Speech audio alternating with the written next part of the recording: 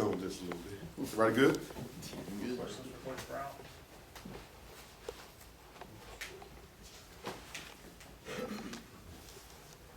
Brian, what, the last couple weeks with the turnovers, are you seeing any common thread?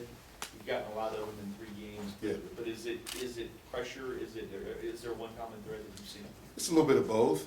Some pressure here, some guys just making some plays, and then sometimes, in some cases, with some turnovers, you just get lucky, you know. And but you know, we put an emphasis on it this season. We were one of the least teams last year of getting turnovers, and we put a real big emphasis on it this year. Be able to get the ball back to our offense, and that's what we've been able to do. I mean, we're #1 in the conference in turnovers gained. So that's a really big positive, and so if we can continue to do that, that'll help our offense put more points on the board. Brian, obviously Satterfield helped out a little bit more on defense. How would you describe, I guess, that process from the Virginia game, preparing for the Virginia game, and now moving forward? What's that relationship and process like?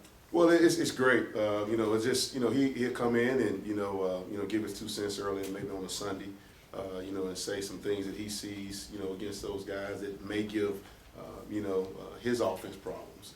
And but it's been great. Just great dialogue. Just giving me some ideas on certain things here and there, and some we may implement. And we talk about it as a staff collaboratively, and it's been great. It's always been great. We've always had a great working relationship, so it's awesome. Brian, I asked Coach Satterfield about this as well. This is in reference to the running back, Anaconda, that you're facing this week. What makes him so dangerous as a runner, and how much harder is it to prepare because he is very good at receiving? He's a really good football player. So you just mentioned it, receiving as well. He's a guy that's very, very explosive. From a standpoint of, he's averages over 22.8, if I'm not mistaken, his max velocity speed. So if he has any type of crease, he's going to hit it and get it. And if you don't, have gap integrity, he can find a hole and he can hit it and he can hit it fast. That's what makes him really dynamic. And he's very patient in the run game. In the passing game as well out of the backfield, a very, very solid receiver as well out of the backfield. So you have to do a great job of being gap integrity, but also tackling well too. You have to do a great job of game tackling him. And so it's exciting to be able to go up against a guy like that. Game planning wise, he's a little nightmare. So we want to make sure we put our guys in position to make plays. Brian, I know you guys didn't see Pitt last year, but they're so different offensively, going from Ken Pickett to Slovis, changing offensive coordinators, just comparing film from what you've seen. How does that challenge change facing them this year when they've changed so much personnel? Well, I think with Kenny, Kenny was more of a runner as well. I don't think Slovis, they don't have a lot of design runs for him. But as far as the passing game, it's kind of similar to what we faced a couple of years ago, a little bit similar. But offensive line wise, those guys are still there. So it's not a total remake of what we went against a couple of years ago. But they just added to it, I think. And so I think if something's not technically really broke, why fix it? I mean, those guys are ACC champions last season. But Slovis just brings another dynamic arm in that building for those guys. That he has some dynamic receivers that he's able to get the ball to as well. And so we have to do a great job of not giving up explosive plays and doing a great job in the run game of tackling and being gap sound. Virginia the other day ended up throwing for a little over 300 yards, but they ran for, I think it's 21 or something. 6. It seems like when you but it seems like when you do shut down a running game, passing yardage almost doesn't matter. Why does it work that way? Well, I think the main and most important thing is to get the win. You can have 9,000 yards, but the biggest thing is points. How many points are you giving up? And so if you can keep points off the board, those guys can hit some little short passes here and there, and that may gain up some yards in the passing game. But as long as we're not giving up points, that's the biggest thing. But I think, you know, the one thing from last game, Virginia game, they hit some couple underneath things that we didn't do a great job of tackling. They got some yak, you know, after that. And, of course, that adds up, you know, on the yardage in the passing game. So we got to do a better job. But when we do make those guys throw the ball in front of us, we got to do a better job of tackling those guys and not being able to allow some yak yardage. And then, of course, some soft coverage by the corners, I thought.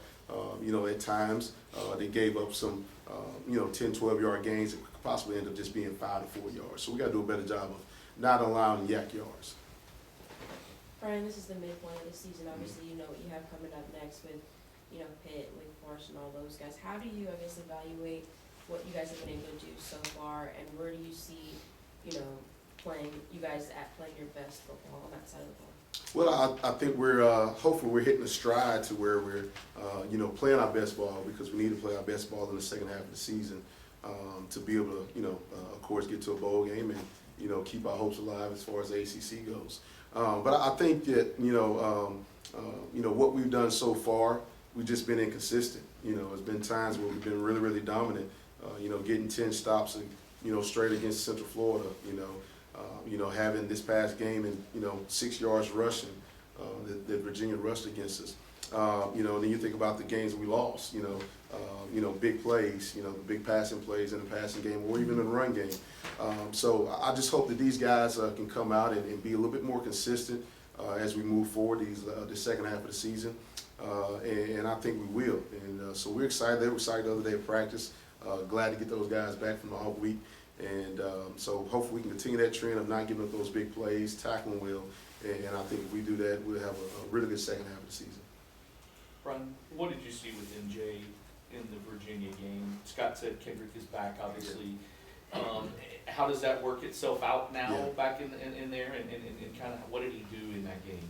MJ's been practicing really hard all year, and he had been battling some knee tendonitis a little bit early on in the season. Still is a little bit, but I think the kid is just very smart, very sharp, and played his butt off. You know, that was a heck of a pick. You know, in the second half, does a great job quarter tracking and able to get the pick, and he did had some great tackles. You know, in the box, whether it was a running back or the quarterback. I thought he did really well. He played really solid and graded out really, really high. So we're excited to be able to have another guy with Kendrick that you can, you know, feel confident in, that he can go in and execute the game plan at a high level.